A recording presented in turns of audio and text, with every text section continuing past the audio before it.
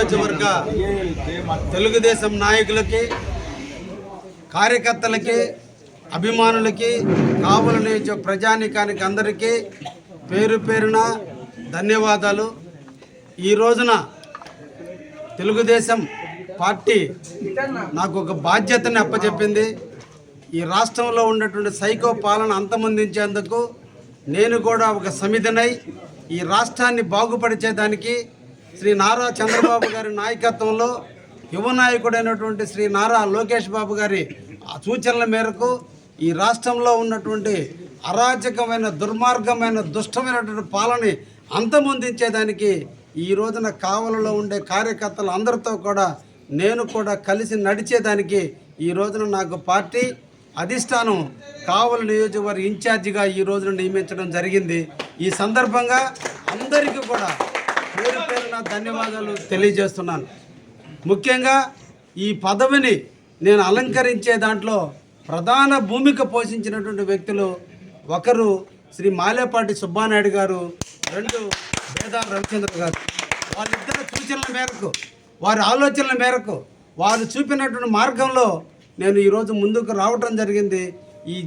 ఈ నియోజకవర్గంలో ఉన్నటువంటి ప్రతి కార్యకర్తను, సీనియర్ నాయకులను అందరినీ కూడా కలుపుకొని సమిష్టి మీద ఒక తాటిపైన తెలుగుదేశం పార్టీని ముందుకు నడిపించే దాంట్లో అందరినీ కలుపుకొని ముందుకు పోతానని కూడా ఈ సందర్భంగా తెలియజేస్తూ, చిన్న చిన్న సమస్యలు ఉన్నప్పటికీ కూడా మన ముందు ఉన్నటువంటి పెద్ద సమస్య కావలిలో ఉన్నటువంటి దుష్ట పరిపాలన అంతమొందించాలి.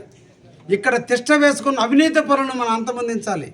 మన కావలి కనకపట్నం లాంటి కావలను ఈరోజు కరప్షన్ పట్టణంగా, ఈరోజు అహింసలో ఉన్నటువంటి కావలను ఈరోజు హింసా పట్టణంగా, శాంతి భద్రతలు లోపించిన పట్టణంగా, కావలి అంటే రాష్ట్రంలో అమ్మో అక్కడ నివసించగలరా ప్రజలు అనేటువంటి భయభ్రాంతుల్లో ఉన్నటువంటి ఈ కావలి పట్టణాన్ని మనం చేజిక్కించుకునే దాంట్లో, మనం కాపాడుకునే దాంట్లో మనందరం కూడా, కార్యకర్తలు అందరూ కూడా సమిష్టిగా రావాలి.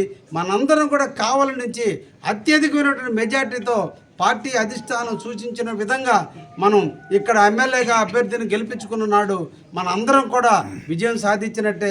దీనికి అందరూ కూడా కార్యకర్తలు, సీనియర్ నాయకులు, పార్టీలో ఉన్న వివిధ పదవుల్లో ఉన్నట్టు అందరూ కూడా మన రవిచంద్ర గారు, మాలేపాటి సుబ్బానాయుడు గారి నాయకత్వంలో ఈరోజు నేను ఇన్ఛార్జ్ అయినప్పటికీ పెద్దలు వాళ్ళందరూ సూచనల మేరకు నేను నడుచుకుంటానని కూడా ఈ సందర్భంగా తెలియజేస్తూ, జిల్లాలో ఉన్నటువంటి మాజీ మంత్రివర్యులు సోమిరెడ్డి చంద్రమోహన్ రెడ్డి సూచనల మేరకు, అదేవిధంగా మాజీ మంత్రివర్యులు నారాయణ గారి సూచనల మేరకు, ఇంకా జిల్లాలో ఉన్నటువంటి అధ్యక్షుడైనటువంటి అజీజ్ గారి ఆదేశాల మేరకు ఈ కావలి నియోజకవర్గాన్ని అభివృద్ధి పదంలో నడిచేదానికి నా వంతు నేను కృషి చేస్తానని కూడా ఈ సందర్భంగా తెలియజేస్తూ, మరొకసారి నాకు ఈ అవకాశం ఇచ్చినటువంటి పార్టీ అధినేత అయినటువంటి శ్రీ నారా చంద్రబాబు నాయుడు గారికి, లోకేష్ బాబు గారికి ప్రత్యేక ధన్యవాదాలు తెలియజేస్తున్నాను.